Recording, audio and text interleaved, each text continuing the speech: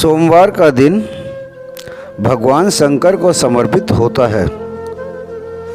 आज के दिन भक्त भोलेनाथ को प्रसन्न करने के लिए विशेष पूजा अर्चना करते हैं। कुछ लोग आज के दिन व्रत भी रखते हैं ताकि भगवान शिव की विशेष कृपा प्राप्त की जा सके। भगवान भोलेनाथ के आशीर्वाद के लिए यदि आप भी सोमवार का व्रत कर रहे हैं तो शिव व्रत कथा को पढ़कर व सुनकर इस व्रत को पूरा करें। सोमवार व्रत की विधि। नारद पुराण के अनुसार सोमवार व्रत में व्यक्ति को प्रातः स्नान करके शिव जी को जल और बेलपत्र चढ़ाना चाहिए तथा शिव गौरी की पूजा करनी चाहिए।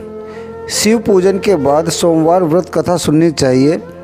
इसके बाद एक समय ही भोजन करना चाहिए। साधारण रूप से सोमवार का व्रत दिन के तीसरे तक होता है, मतलब शाम तक रखा जाता है। सोमवार व्रत 3 प्रकार का होता है: प्रति सोमवार व्रत, सौम्य प्रदोष व्रत तथा 16 सोमवार का व्रत। इन तीनों ही व्रतों के लिए एक ही विधि होती है। सोमवार की व्रत कथा। एक समय की बात है, किसी नगर में एक साहूकार रहता था।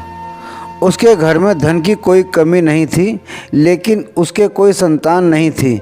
इस कारण वह बहुत दुखी रहता था। पुत्र प्राप्ति के लिए प्रत्येक सोमवार व्रत रखता था और पूरी श्रद्धा के साथ शिव मंदिर जाकर भगवान शिव और पार्वती जी की पूजा करता था। उसकी भक्ति देखकर एक दिन माँ पार्वती प्रसन्न हो गई और भगवान शिव से उस साहूकार की मनोकामना पूरी करने के लिए आग्रह करने लगी। पार्वती की इच्छा सुनकर भगवान शिव ने कहा कि हे पार्वती, इस संसार में हर प्राणी को उसके कर्मों का फल मिलता है और जिसके भाग्य में जो हो उसे भोगना ही पड़ता है। लेकिन पार्वती जी ने साहूकार की भक्ति का मान रखने के लिए उसकी मनोकामना पूर्ण करने की इच्छा जताई। माता पार्वती के आग्रह पर शिवजी ने साहूकार को पुत्र प्राप्ति का वरदान तो दे दिया, लेकिन साथ ही यह भी कहा कि उसके बालक की आयु केवल 12 वर्ष होगी।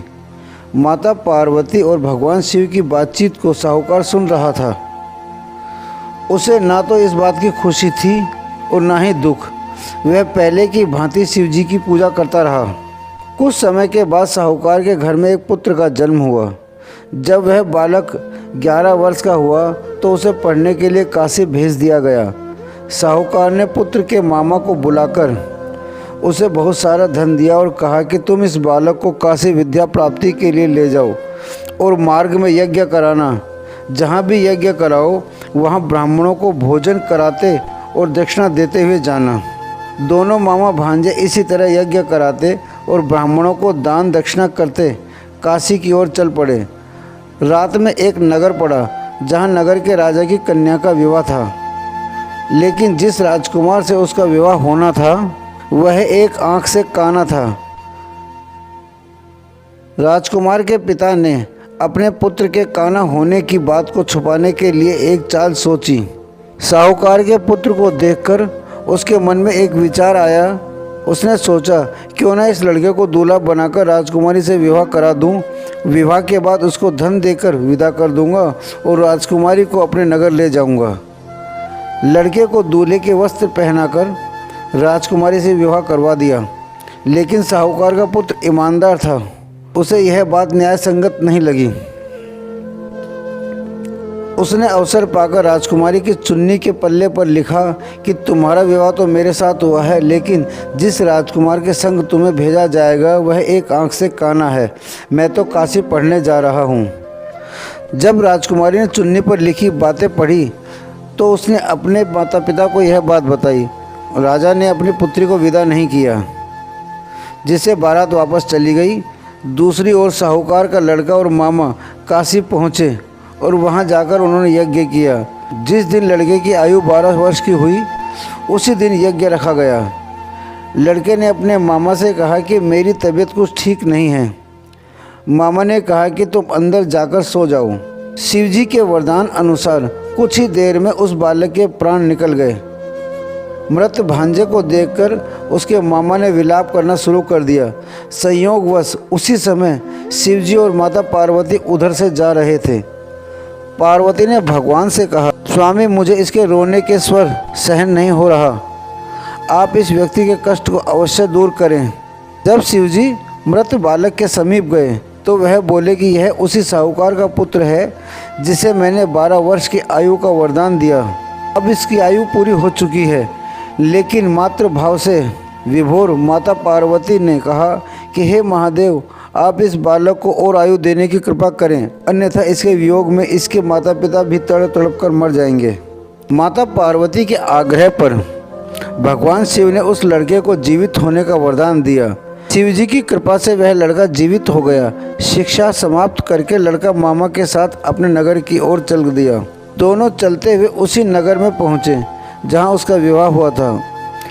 उस नगर में भी उन्होंने यज्ञ का आयोजन कराया।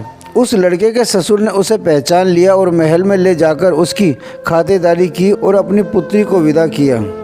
इधर साहूकार और उसकी पत्नी भूखे प्यासे रहकर बेटे की प्रतीक्षा कर रहे थे। उन्होंने प्रण रख रखा था, यदि उन्हें अपने बेटे की मृत्यु का समाचार मिला तो वह भी प्राण त्याग देंगे। परंतु अपने बेटे के जीवित होने का समाचार पाकर वह बेहद प्रसन्न हुए। उसी रात भगवान शिव ने व्यापारी के स्वप्न में आकर कहा कि हे श्रेष्ठी, मैंने तेरे सोमवार के व्रत करने और व्रत कथा सुनने से प्रसन्न होकर तेरे पुत्र को लंबी आयु प्रदान की है।